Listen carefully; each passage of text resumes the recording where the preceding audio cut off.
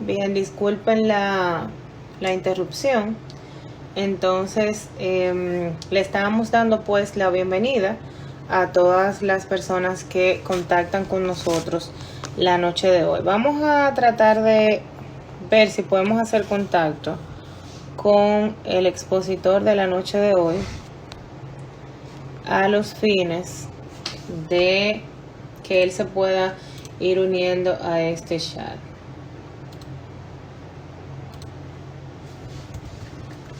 Ok, ya por aquí me mandó la invitación y pues no sé qué pasó que se cayó. Déjame verificar.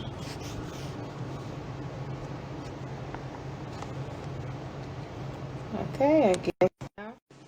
Esperando ya solamente su conexión. Entonces, en cuanto al tema que vamos a tratar, les decía pues estaremos abordando la noche de hoy un tema de sumo interés porque estaremos hablando de los procedimientos en cuanto a todo lo referente a la pensión alimentaria de niños, niñas y adolescentes. Y que para ello vamos a contar pues con nuestro queridísimo amigo, el magistrado Mayohanes Tapia, y pues a continuación vamos a proceder a leer su hoja de vida y evidentemente las calidades que lo adornan para estar aquí en este conversatorio frente a nosotros. El licenciado Mayohanes Tapia actualmente funge como fiscalizador por ante el Juzgado de Paz Ordinario de Boca Chica, en la Fiscalía de Santo Domingo Este. Es licenciado en Derecho, egresado de la Universidad del Caribe en el año 2006. Además, es especialista en Derechos Humanos y Derecho Internacional Humanitario. También es egresado de la Escuela de Graduados en Derechos Humanos y Derecho Internacional Humanitario en el Instituto Nacional de Defensa del Ministerio de Estado de las Fuerzas Armadas en el año 2017. Es egresado del programa de formación inicial para aspirantes a fiscalizador del Instituto de Educación Superior de la Escuela Nacional del Ministerio Público en el año 2017. Y así pues tiene varios cursos que complementan su formación académica tanto en el área de ejecución de sentencias en materia civil, laboral, eh, las objeciones en el sistema procesal acusatorio. Y si seguimos hablando de su hoja de vida, pues señores, no vamos a acabar hoy. Entonces, para aprovecharlo, buenas noches, querida Mayomanes, ¿cómo estás?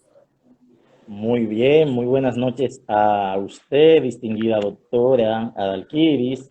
Buenas noches a toda la comunidad jurídica presente, esperando que todos estén bien en sus hogares, en sintonía siempre para incrementar nuestras habilidades y nuestro conocimiento, aunque sea por la vía digital. Así es, que nos ha tocado pues acostumbrarnos a esta nueva forma de contacto en todos los sentidos. Bueno, querido Bien. Mayobanes, pues sin más por el momento, el escenario es completamente suyo para que nos vaya entonces explicando pues el tema de la noche de hoy, que sé que estará sumamente interesante. Muy bien, muy bien, muy buenas gracias por su distinguida presentación. A continuación, tenemos el desarrollo de lo que es el tema de las pensiones alimentarias de los niños, niñas y adolescentes en la República Dominicana. Trataremos los procedimientos comunes a la materia especial de alimentos de los niños, niñas y adolescentes.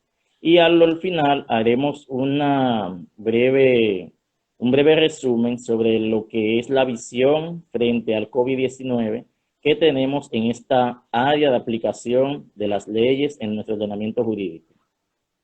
Así es. Debemos recordar que al tratar este tema, se trata de un derecho fundamental reconocido para suplir una necesidad vital durante una etapa de los seres humanos donde se encuentran en un grado de vulnerabilidad mayor para la vida humana y su subsistencia, que es la infancia, los primeros inicios de la vida del ser humano.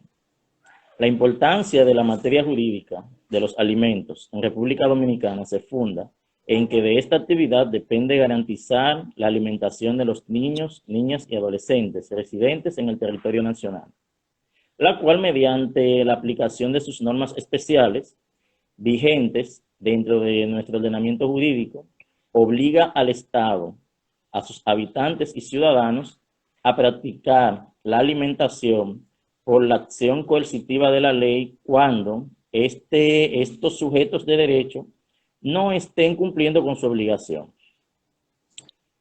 Ya la parte coercitiva del Estado, de ser necesaria para que los anteriores sujetos de derecho y deberes proporcionen la alimentación necesaria para sus hijos e hijas, supervivan en la sociedad, es una facultad que los instrumentos legales hacen que recaiga en autoridades del sistema de justicia.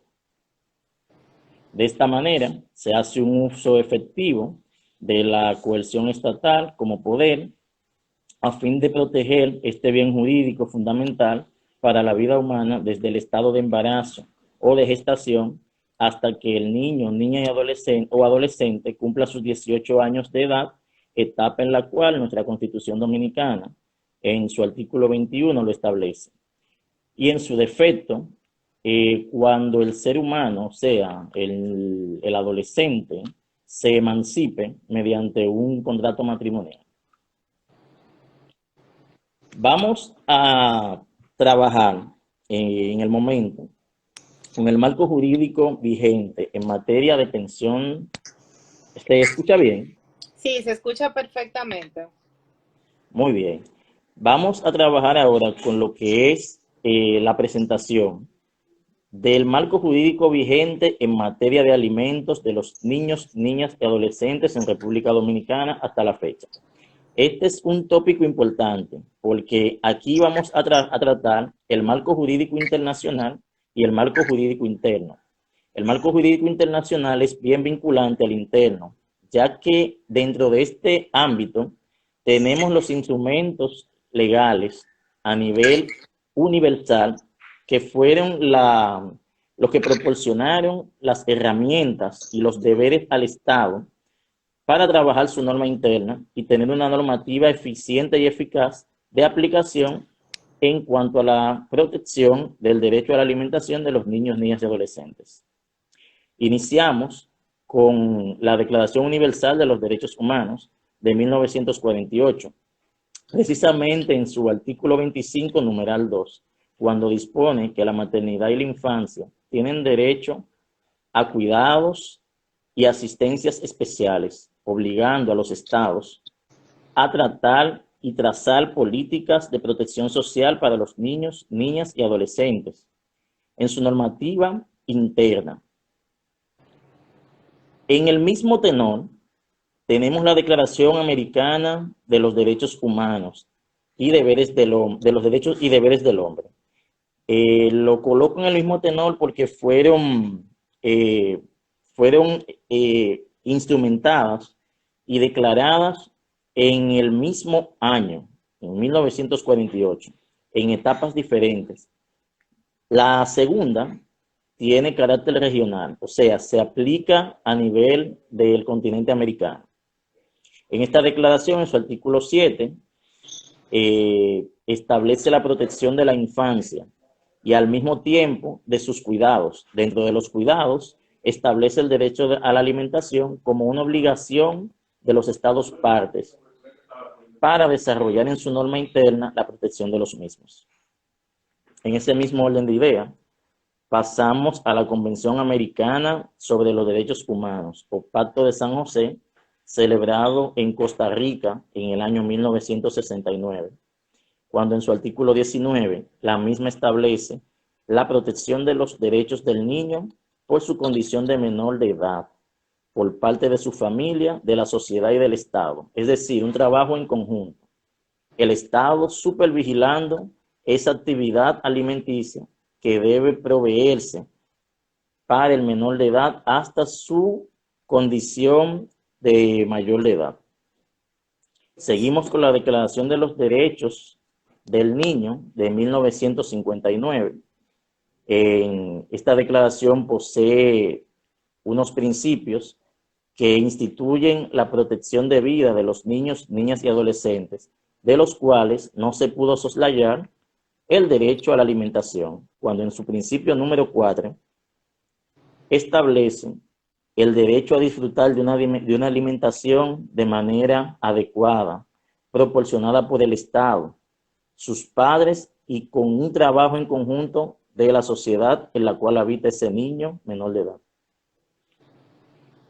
Seguimos con la Convención sobre los Derechos del Niño de 1989, que trajo tiene una similitud con las anteriores sobre el cuidado especial y la protección de la alimentación, pero ya está en una época más avanzada de lo que es el tratamiento de los derechos humanos, y en ese sentido trata directamente el tema con su nominación así mismo en el tratado: las pensiones alimentarias y la obligación de los estados de adoptar las medidas que tiendan a garantizar su cumplimiento por parte del mismo y de su familia y la sociedad. Más adelante, ya para terminar la parte de lo que es el marco internacional que ha permitido la adecuación de los instrumentos internos que utilizamos en el marco de los alimentos de los niños, niñas y adolescentes, tenemos el Pacto Internacional de los Derechos Civiles y Políticos. Este pacto se celebró en el año 1966. En sus artículos 23, numeral 4, se refiere a los alimentos cuando obliga a los estados firmantes y ratificantes a preservar el derecho a la alimentación a los niños, niñas y adolescentes por parte de sus padres, aún después de la disolución del matrimonio. Es decir, aún se divorcian los padres. Este pacto establece que tanto papá como mamá tienen que mantener esos hijos hasta que el Estado, hasta que cumplan la mayoría de edad, como lo establecen las normas internas del Estado en el cual habitan todos. De igual manera, hace que el Estado supervigile esta actividad.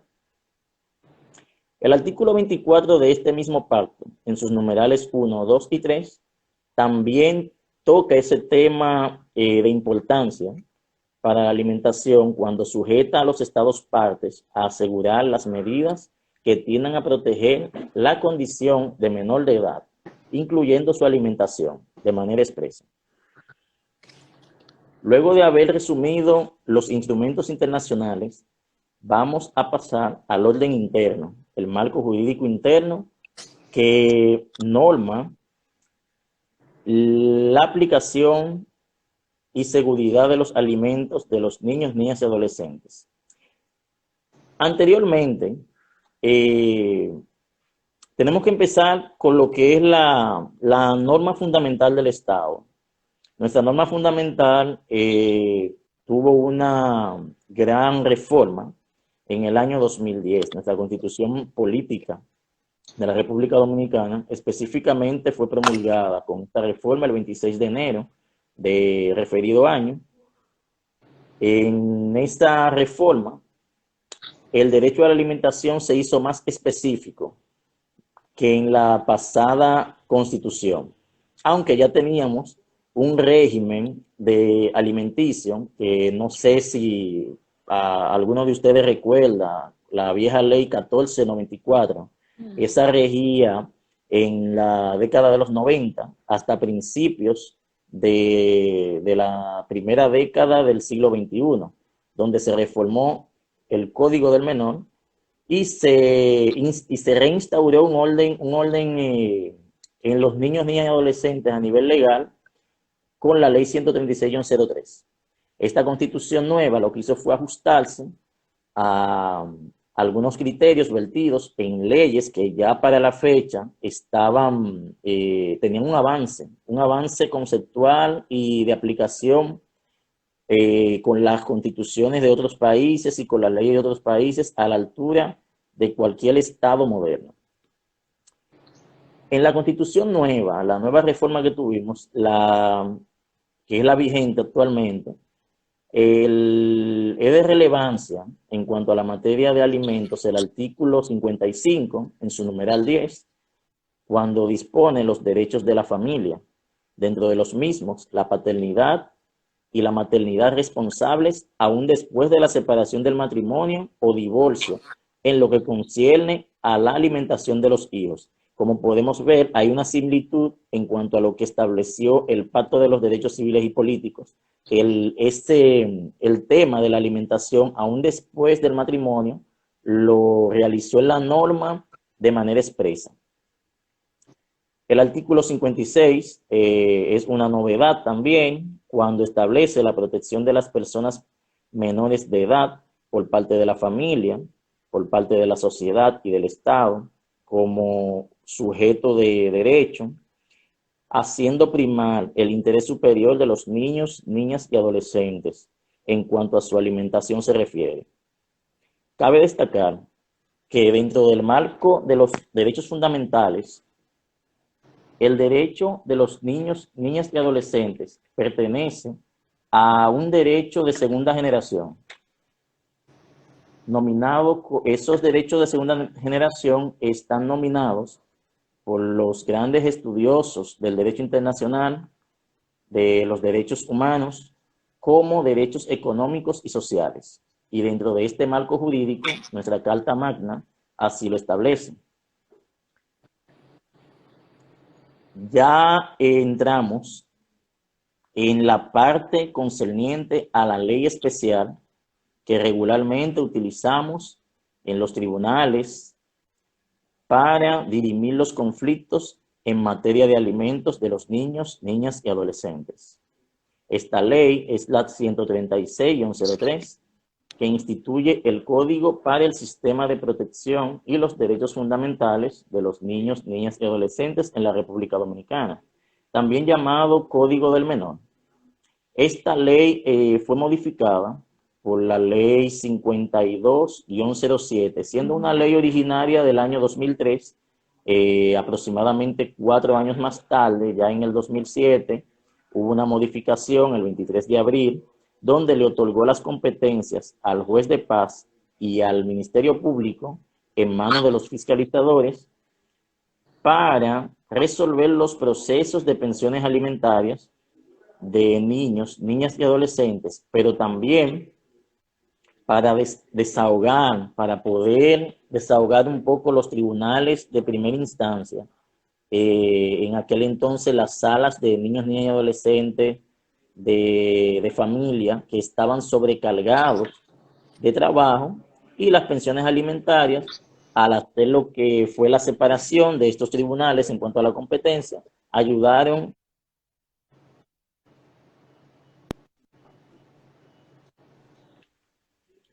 en esta ley. Tiene en sus inicios como base fundamental de todo su sistema los principios que norman la misma. De esos principios vamos a mencionar los más importantes que tienen que ver directamente con el desenvolvimiento y desempeño de los alimentos. Tenemos en principio el principio, valga la redundancia, tenemos el principio 5. Este principio 5 establece el interés superior del niño, niña y adolescente. En cuanto a lo que es la alimentación, tiene preponderancia porque antepone o prefiere el interés de los derechos del niño frente a los derechos de los adultos. Cuando ambos coliden, cuando ambos se chocan de frente, es preferible tener directamente la aplicación de un derecho favorable a un menor de edad, aunque se vean afectados algunos derechos de los adultos. Esa es la importancia de ese principio en relación a esta materia. En segundo orden tenemos el principio 6, que establece el principio de prioridad absoluta. Con este principio, los estados o el Estado Dominicano está sujeto de manera obligatoria a trazar medidas y a trazar un sistema eficiente que garantice la alimentación de los niños, niñas y adolescentes. El principio octavo es otro principio de interés al hablar de alimentación de niños, niñas y adolescentes, ya que traza las obligaciones generales de la familia en cuanto a lo que es su obligación, su obligación alimentaria frente al sujeto de derecho, que es el infante que ellos han procreado, padre y madre. Otro de los principios de importancia, en este momento ya sería el último que vamos a tocar, es el principio el principio octavo, es el de las obligaciones generales de familia. Tenemos aquí que desde los artículos 170, específicamente de esta ley, es que empieza lo que es el tratamiento de las pensiones alimentarias, su parte contextual y su parte procedimental para la aplicación en los tribunales. Este artículo que establece los alimentos, iniciando con su definición, hasta el artículo 198, y saltando hasta el artículo 207, que el 207 ya establece la prescripción para demandar en alimentos. Son los ejes verticales, es el vértice para trabajar en materia de alimentos en República Dominicana, este derecho. Iniciamos con lo que es el procedimiento ante los tribunales. Vamos a hacer un resumen sencillo. Lo primero, antes de todo, que debemos tener como certeza, es un marco conceptual de lo que significa el alimento. O sea, a veces cuando hablamos de pensiones alimentarias, solamente pensamos en comida. No, no es así. En su artículo 164, en el artículo 170 de la ley 136-03, establece expresamente lo que quiere decir la naturaleza de la alimentación, es decir, los cuidados, los servicios, los productos encaminados a la satisfacción de las necesidades básicas del niño, niña y adolescente. También tienen que ver las atenciones médicas, los medicamentos en sí, la recreación, la formación integral. Tiene que ver también la educación académica. O sea, es un ámbito amplio. No solamente vamos a hablar de un saco de arroz, de una funda de azúcar. Estamos hablando de elementos básicos que tienen que ver con la subsistencia integral de manera total de una persona en la infancia y su adolescencia. A veces nos preguntamos quiénes están obligados. La misma ley resuelve esa pregunta.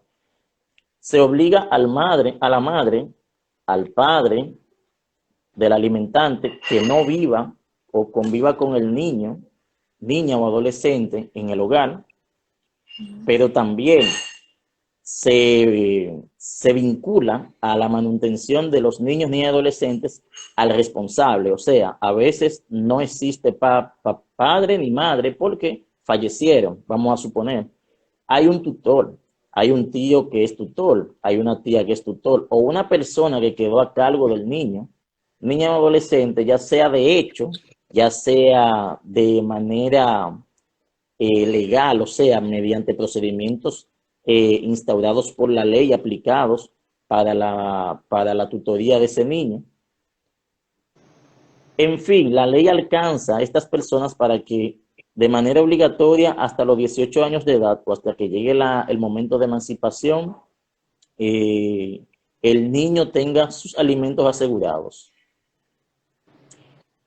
En cuanto a lo que es la demanda en manutención, las personas con derecho a demandar, según la ley 136-03, son la madre, el padre, la persona responsable que detente la guarda y el cuidado de los niños, niñas y adolescentes. También tendrán derecho a demandar, según la ley, las madres adolescentes y emancipadas civilmente. Emancipadas, o sea, que ya se hayan casado. Esto ustedes lo podrán verificar en el artículo 172 de esta ley. El derecho a demandar en materia de pensión alimentaria inicia con la etapa de embarazo y gestación.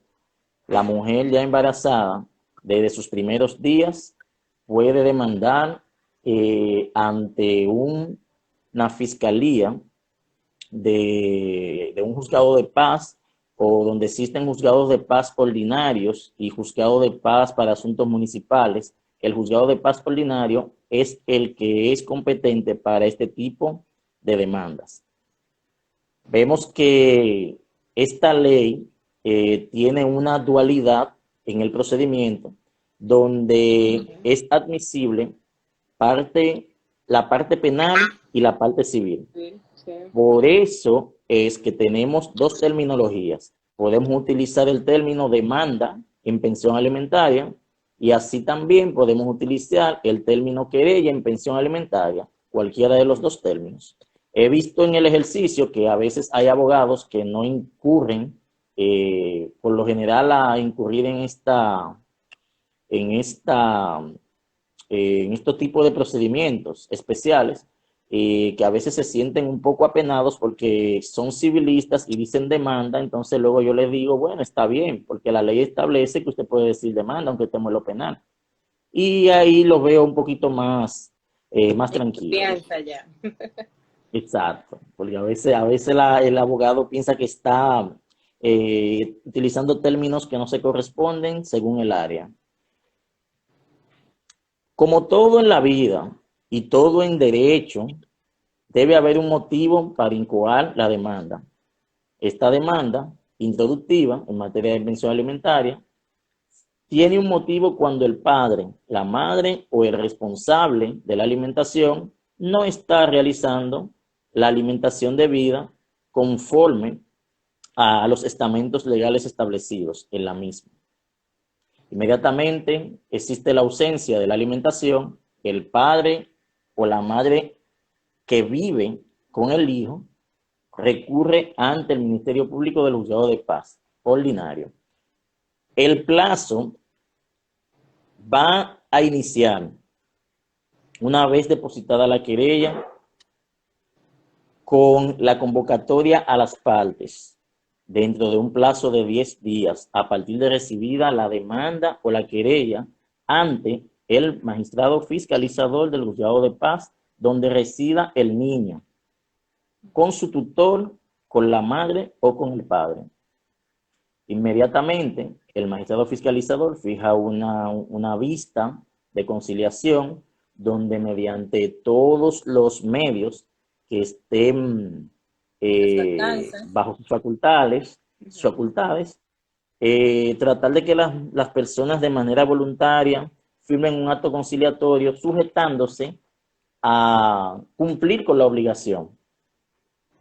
En esta etapa, el padre o la madre alimentante, el querellado, puede proponer un monto de pensión alimentaria que se ajuste a su poder, o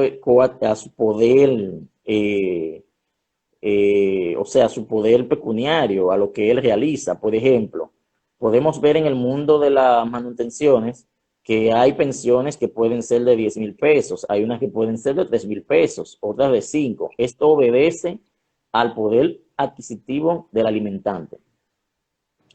El fiscalizador, así como el juez en su etapa, debe ser sumamente cuidadoso al imponer montos, porque al imponer un monto de pensión alimentaria, está haciéndole una imposición coercitiva a la persona en caso de incumplimiento, ya que el incumplimiento conlleva penas privativas de libertad que van hasta los 2 años de privación. Cuando la conciliación se realiza, las personas en el momento no tienen necesidad de que el fiscalizador le imponga los 2 años de prisión correccional suspensivos. La persona, luego de tener la pensión impuesta, cuando surge una violación a ese acuerdo de voluntades, es que el magistrado mediante una demanda en pensión alimentaria apoderada al tribunal, es que ya va al terreno judicial, donde mediante un dictamen el magistrado fiscalizador fija el monto que el Ministerio Público entiende. Lógicamente, luego de que se haga una evaluación social, un estudio socioeconómico, donde muchas veces tiene cabida el Consejo Nacional de la Niñez y el equipo multidisciplinario. Se hace una evaluación social y dependiendo ya esas evaluaciones es que se piden los montos ante el juez. Ya el juez debe verificar si el monto que el Ministerio Público ha solicitado se corresponde con la realidad social y económica de las partes. Ojo con esto, muchas veces la mayor parte de las querellantes, y digo las querellantes, porque en la materia de manutención hay un mínimo común denominador en las jurisdicciones, que la mayor parte de las estadísticas las llenan las damas como querellantes en el proceso. Como todos sabemos, existen actores en los procesos y las damas tienen el número 1 en cuanto a la pensión alimentaria. No por Pero esto. tú sabes que ahora se está poniendo mucho de moda que los hombres también están haciendo uso de ir ellos mismos, mutuos propios, a los juzgados a que le impongan una pensión y así evitar cualquier tipo de situación. Exacto, pero esto obedece a un fenómeno social que es el problema de la violencia de género. Eso ha hecho presión porque recuérdate que pensión alimentaria y violencia de género van de la mano. Cuando hay una fácilmente, si no se da el tratamiento adecuado y en el momento oportuno, se puede generar una violencia o una agresión que puede terminar en un departamento o una unidad de violencia de género. Entonces, el hombre, al ver otros ejemplos en otros hombres, entiende que tiene que asegurar su libertad. Entonces, prefiere, luego de documentarse y de informarse, acudir ante las autoridades competentes para la manutención y resolver esa parte, que es una de las primeras detonantes que realiza colisiones entre las personas. La manutención de los niños cuando se separen. Vamos a retomar el escenario del juicio. Por ejemplo, cuando ya estamos en el juicio, ahí los jueces le permiten a cada parte expresar sus solicitudes, expresar sus inquietudes siempre dentro del marco de sus facultades, que no se salga o varíe la naturaleza de la audiencia, que es la pensión alimentaria. Una vez ya la sentencia se emite, que ya esta sentencia está compuesta de lo que es el monto de la pensión, la forma de pago, que por lo general se deja una forma expresa, abierta, de acuerdo a las modalidades que las personas tengan de un modo más simple, sin complicarle mucho la vida, por firma de recibos. Aunque este fiscal que ustedes tienen de frente ha preferido solicitarle a los jueces que coloquen la modalidad de cuentas bancarias en la sentencia, para evitar roces en muchos casos que uno ve, donde ve las actitudes entre padre y madre, que siempre están agresivas, incluso en el mismo tribunal, frente a las mismas autoridades. Uno ve conductas de personas que en realidad, por lógica y también por cuidado, uno no debe exponer a que una persona vaya con un talonario de recibo a entregarle un dinero a otra con la cual tiene un problema agresivo, porque eso puede desencadenar una pelea y eso termina en un tipo penal más grave. También se puede solicitar al juez como fiscalizador lo que es el envío por un American Express, por un Vimenca, del dinero en caso de que la persona no tenga una cuenta. Existen jurisdicciones donde se puede aplicar también medidas alternas. Hay modalidades que se pueden utilizar, que son económicas, para evitar el incremento de lo que es la prisión. Por ejemplo, medidas de pago por garantías económicas de bienes, bienes materiales, puede ser una casa, puede ser un negocio, también, por ejemplo, sumas de dinero que pueden estar en cuentas donde hay una cuota que se puede destinar para que la persona periódicamente cobre. Hay un detalle en cuanto a lo que es la pensión de los militares y de los policías, que por lo general, cuando sale la sentencia, el magistrado fiscalizador o el juez en su competencia le dirige un oficio a la entidad policial, o sea, a la Policía Nacional puede ser, o puede ser al cuerpo castrense al cual pertenezca el miembro, donde la madre no tiene que ir a la puerta de ese señor a tocarle cada mes o cada quincena por la manutención. Simplemente de su cuenta, donde cobra su cuenta de nómina, se hace un descuento de la manutención, de la cuota que se le impuso en la sentencia y se deposita automáticamente en una cuenta bancaria de la madre que vive con el niño o del padre que vive con el niño, niña o adolescente. En cuanto a lo que es la prisión, luego que ya existe una sentencia decretada por un tribunal, si existe un incumplimiento, ahí sí opera el que la madre o el padre o tutor del niño, niña o adolescente se dirija ante el fiscalizador o ante el juzgado de paz de competencia.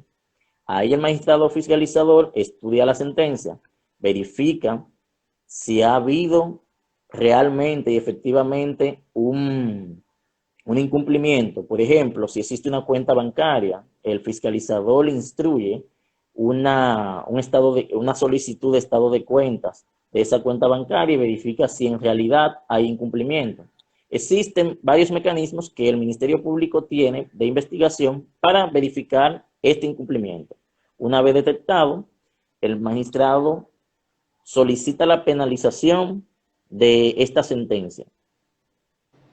Se solicita al magistrado juez y el juez, en sus facultades, fija una audiencia donde vamos a ventilar entonces qué ha pasado con ese incumplimiento, de cuánto se trata ese incumplimiento en audiencia, para tratar de no criminalizar el expediente, porque es una materia sensible, es una materia de familia y hay que tratar de evitar la ruptura de las relaciones familiares entre las personas. Es por esto que el legislador hizo previsión de este tipo de situaciones.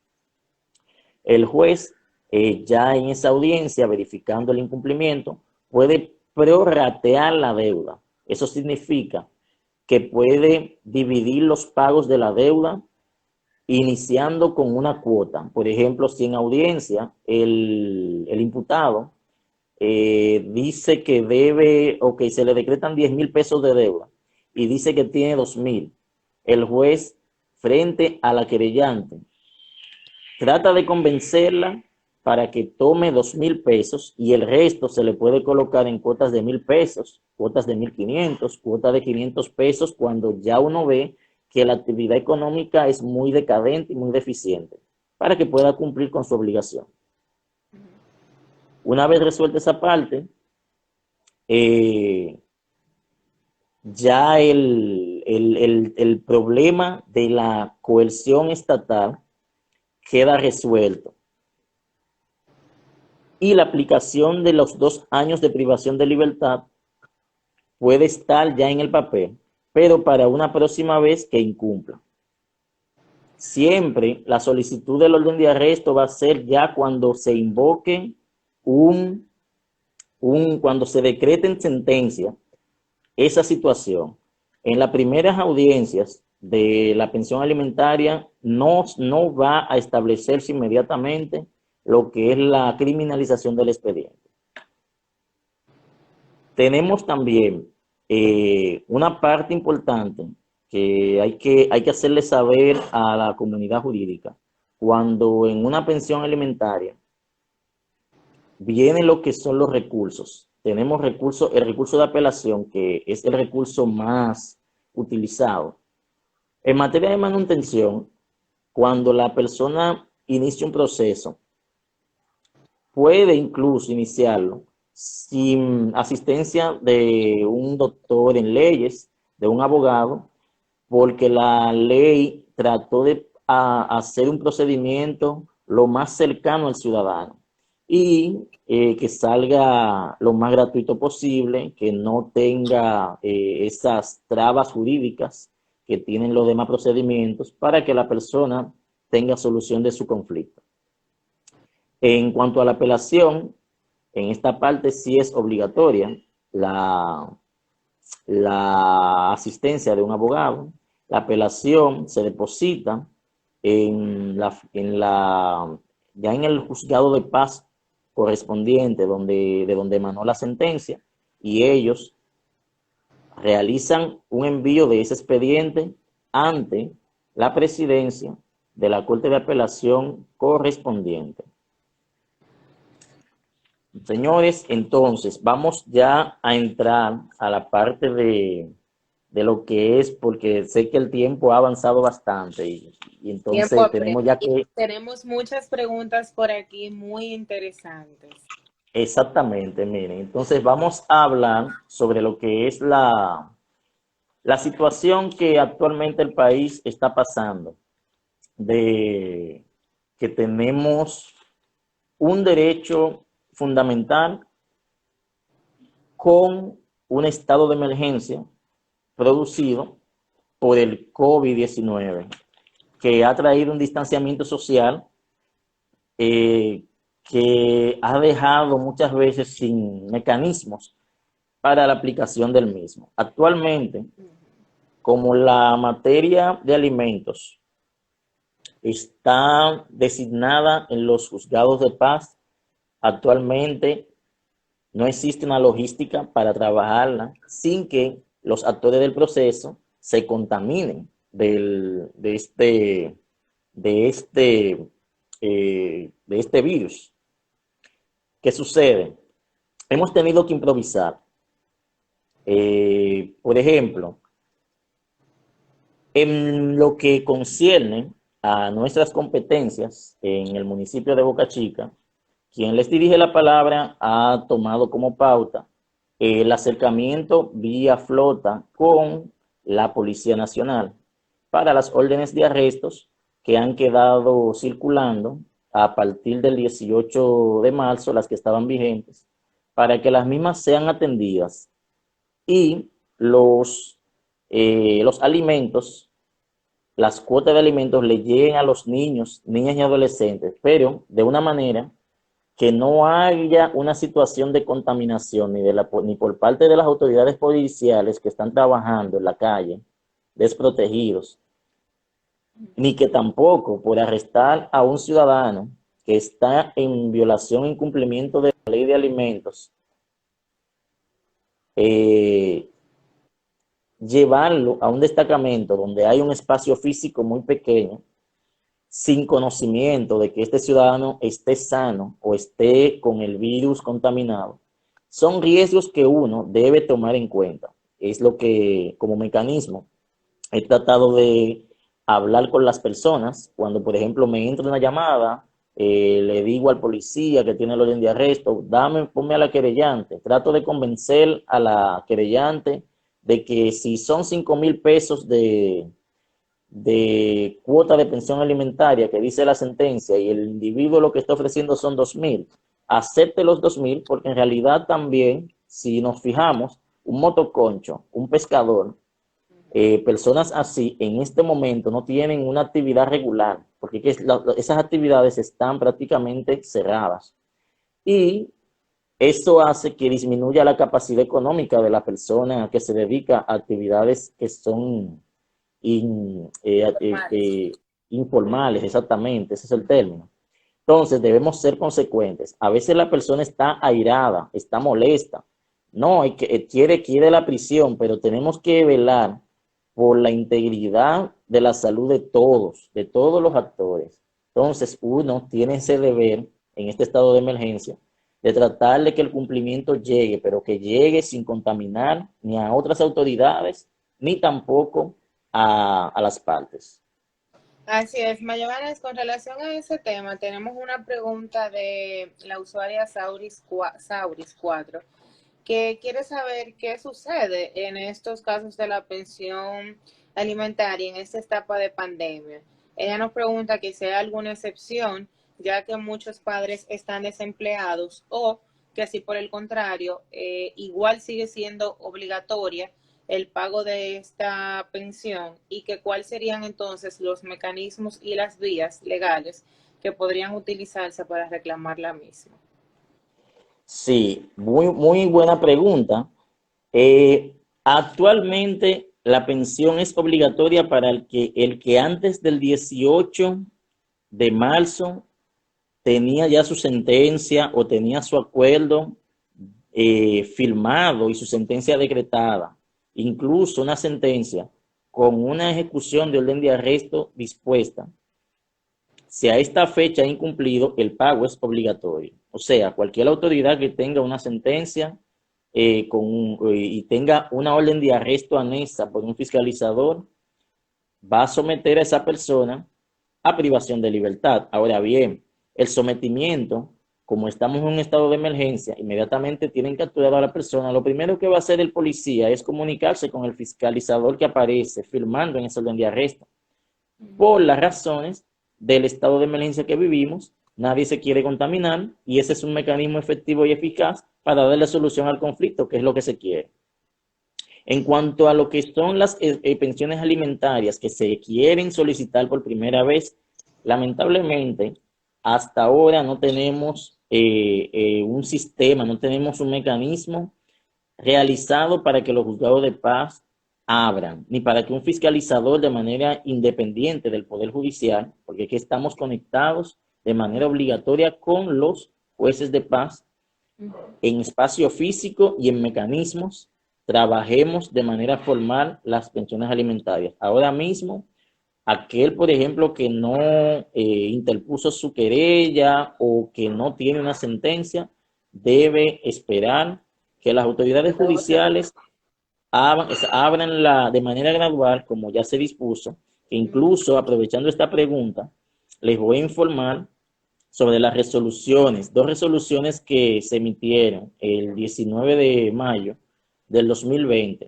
donde la primera es la resolución 004-2020, que dispone el plan de continuidad de las labores del Poder Judicial, donde se establecen los lineamientos que guiarán el proceso de retorno a la jornada laboral de forma presencial, tomando las precauciones para evitar la propagación del virus COVID-19 y favoreciendo el desarrollo gradual de las labores administrativas y jurisdiccionales de manera eficiente. Es decir, ya están trazándose los lineamientos para que ese camino se haga y para que volvamos a operar, pero con un sistema que nos proteja a todos, porque ahora mismo no podemos iniciar sin tener ese esquema. Incluso tenemos una resolución que es la 005-2020, que establece la guía del teletrabajo para el Poder Judicial y para los servidores judiciales y las demás autoridades que operamos en el sistema. De esto el Ministerio Público no está exento, donde se va a proporcionar, donde se proporciona una guía mediante esta resolución de referencia que establece los lineamientos generales para que los jueces, juezas y servidores judiciales en el ámbito jurisdiccional y administrativo puedan trabajar de manera remota, o sea, fuera de la oficina, asegurando el principio de continuidad del Estado y garantizando el acceso a los servidores de justicia. Sí. Perfecto. Mira, tenemos otra pregunta muy importante la hace el usuario, el abogado del pueblo, me parece, y él quiere saber acerca de los procesos en el extranjero, que si es posible que un procedimiento en Estados Unidos, Procesos, por ejemplo, del procedimiento en el extranjero, sí. que si una persona que el deudor vive en los Estados Unidos y ya fue condenado o fue juzgado, que si existe posibilidad de que se pueda ejecutar esa sentencia y a su vez de que si se pueden llevar procesos con padres, por ejemplo, que se encuentren en cualquier parte del extranjero donde la madre y el menor de edad se encuentra aquí en el país. No te escuché bien. Repíteme un poco Sobre la los, pregunta, por favor. sobre los procedimientos Que en el hu- extranjero. Sí. Cuando el padre, Eh, por ejemplo, se encuentra en los Estados Unidos y la madre y el menor se queda aquí, se conoce el proceso, qué vías para ejecutar esa sentencia se pueden tener. Muy bien. Las sentencias del extranjero, cuando el niño reside en República Dominicana, esas sentencias deben ser homologadas en el territorio nacional. Cuando ya es, por ejemplo, homologada, si el niño reside en República Dominicana, está, está ya con su apostillada, ha pasado por un procedimiento por Cancillería, ha sido legalizada en la Procuraduría General de la República. Ya esa sentencia se dirige la persona que está persiguiendo la aplicación de esa sentencia en el territorio nacional al juzgado de paz de competencia donde reside el niño, a las oficinas del fiscalizador. Entonces, una vez ya está en manos del fiscalizador, mediante un oficio, se le envía la solicitud al juez para que el juez entonces la examine y emita su sentencia de homologación para la aplicación en el territorio nacional. Ok. Tenemos una pregunta muy interesante de la licenciada Aneris Mejía, que ella quiere saber qué pasa cuando el deudor del alimento es también un menor de edad. Ella hace esa pregunta en base a la realidad en la que muchos menores se están convirtiendo en padres en nuestro territorio nacional. Bien, es una pregunta muy relevante, ya que ese es uno del diario vivir que tenemos los fiscalizadores y los jueces en nuestros juzgados, muchos menores reproduciéndose. ¿Qué sucede? La ley, la misma ley contempla que estos menores deben ser ayudados por sus padres a mantener los niños hasta que cumplan su mayoría de edad. Cuando ellos cumplen la mayoría de edad, ya que por lo general la mayoría no están legalmente casados por matrimonio, no hay una emancipación de manera legítima, Uh -huh. porque no hay un vínculo marital ni un vínculo matrimonial legal. Todo es mediante, por ejemplo, uniones libres, y a veces no hay ni uniones libres, simplemente un contacto entre los jóvenes. Así La es. ley establece que sus padres hasta la mayoría de edad deben de sostener la manutención de ese niño ni adolescente. Inmediatamente cumpla la mayoría de edad, ellos deben asumir su compromiso. Perfecto. Tenemos entonces la última pregunta de la noche por cuestiones de tiempo de la magistrada Hazel Gross, que nos hace una interesante pregunta acerca de qué pasa cuando opera un cambio de guarda. Por ejemplo, si en el periodo de vacaciones la madre debe seguir recibiendo el pago o se le debe descontar el tiempo que dura el menor con el padre. No, ahí hay muy buena la pregunta y saludos a la magistrada Hazel Gross, que es una de mis colegas y compañeras de trabajo aquí en la jurisdicción Santo Domingo Este. Con el tiempo de vacaciones, si nos vamos a lo legal y a lo formal, cada padre, antes de que llegue el periodo, debería de avecinarse a la oficina del magistrado fiscalizador que tiene su caso de pensión alimentaria darle un aviso del tiempo que va a durar con el niño o adolescente y ser inscrito en un libro. Incluso también se puede firmar un acuerdo donde durante el tiempo que esa persona va a estar con el niño, niña o adolescente, va a suministrarle la alimentación de manera directa sin entregársela a la madre que tiene la guardia y custodia, porque por lógica no va a estar con el niño. Ese es el deber ser. Lo que sucede es que los padres en República Dominicana, al no tener conocimiento, muchas veces a tener hasta miedo de ir a un juzgado, muchas veces hasta por miedo no van al juzgado, toman los niños y se van. Entonces yo cogí de los niños, cogí mi muchacho y por ahí arranqué con mi muchacho de media. Pero la madre, como dice, me está cobrando la pensión y yo le estoy dando dinero, entonces ahí viene el conflicto. El conflicto llega donde nosotros cuando ya surge una disputa entre ellos en medio de las vacaciones del muchacho, porque él se niega a darle la manutención y ella no se niega a seguírsela cobrando. Entonces ya cuando llegue ese problema, ahí es que nosotros como operarios y autoridades en materia de alimentos tratamos de ese conflicto darle la respuesta debida y adecuada. Muy bien, déjame ver si me da tiempo para otra pregunta que veo aquí. Sí. Es sobre si una persona incumple con la pensión y le dan una orden y la ejecuta, posterior a que cumpla los 2 años de prisión, cuando esa persona salga, ¿la deuda todavía se mantiene? Repítame la pregunta, por favor, que Si no una escuché vez, bien. si una vez, producto de una sentencia, se ejecuta, la persona llega a cumplir los 2 años en prisión, si cuando la persona sale, si la deuda se desvanece por el cumplimiento de los 2 años o si se mantiene todavía. Ese es uno de los casos que también se han dado y se seguirán dando.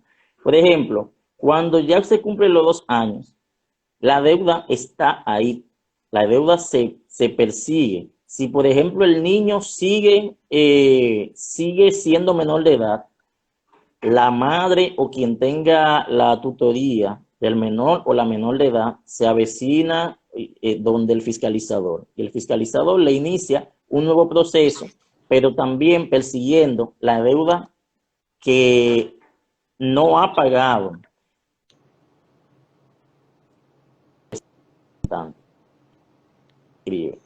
Incluso cuando el niño ya cumple los 18 años, si el padre no pagó 2 años, 1 año o no pagó teniendo una sentencia, esa deuda puede ser perseguida por la vía civil. Ya a nivel de juzgado de paz no va a perseguirse porque tanto la Constitución Dominicana como la Ley 136-103 le pone un alto por la edad, pero usted agarra su caso y usted va donde un abogado, lo apodera para que ese abogado le inicie una demanda civil persiguiendo ese monto ya acumulado. Perfecto, pues Mayo, lamentablemente hemos llegado al final de este live, ya solamente nos queda 1 minuto. Agradecerte enormemente por el placer de compartir todos tus amplios y vastos conocimientos en la materia, pues con nuestro equipo de litigación práctica. Recordarle a todas las personas que nos están sintonizando que la próxima cita será este jueves, donde contaremos con el magíster Felín Hernández y trataremos un tema muy importante porque vamos a hablar del COVID-19, su impacto en el sector educativo y una reflexión desde lo multidimensional. Si en estos breves minutos algo para concluir tu ponencia final y 1.000.000 de gracias por compartir el escenario con nosotros. Claro, darle las gracias a ustedes por invitarme a su espacio didáctico. Tenemos que seguir fortaleciendo los conocimientos jurídicos de la comunidad nacional, de juristas, porque COVID-19 no puede dejarnos a nosotros caer por esta situación. Señores, muchísimas gracias por escucharme y que tengan una feliz noche con sus familiares. Así es, feliz noche para usted y para todos los que nos están sintonizando. Y una vez más, 1.000.000 de gracias por el placer de su compañía. esperamos pues poder tenerlo nueva vez por esta plataforma. Feliz Muchas resto de la gracias. noche a todos. Muchas